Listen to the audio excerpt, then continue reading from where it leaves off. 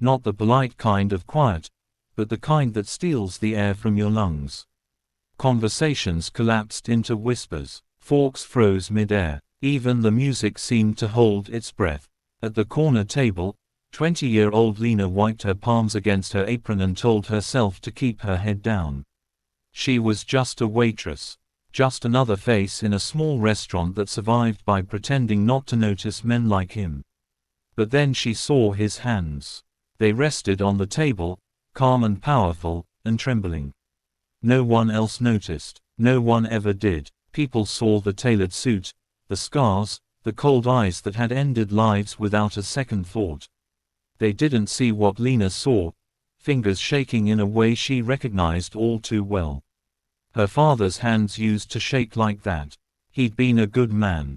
Gentle, broken slowly by fear and debt until one night, he never came home. Lena swallowed. Her heart pounded so loudly she was sure everyone could hear it. This was the kind of man you avoided. The kind you never looked at twice. And yet, something in her chest wouldn't let her turn away. As she approached the table, her legs felt weak. She placed the glass of water down carefully, then did something she hadn't planned.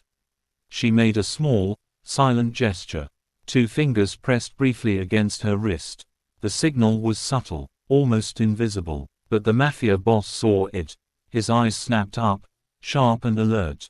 For a split second, Lena thought she'd made a terrible mistake, one that might cost her everything.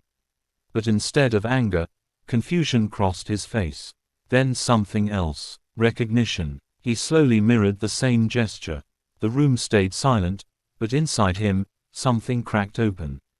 That signal wasn't random. It was something he'd learned years ago in a dark, windowless room while being tortured by men who wanted names he refused to give.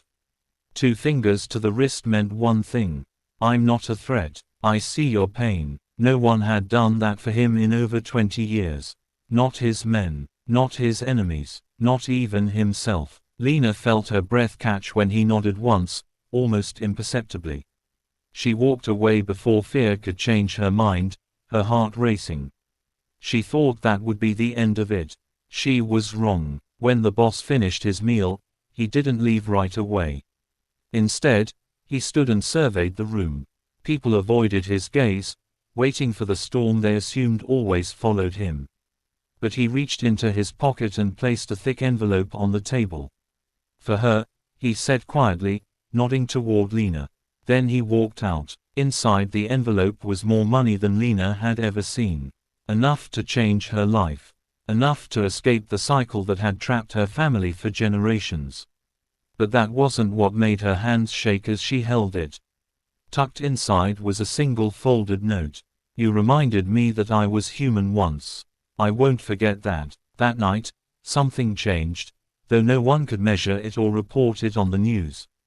The Mafia boss cancelled a job that would have ruined 3 innocent families.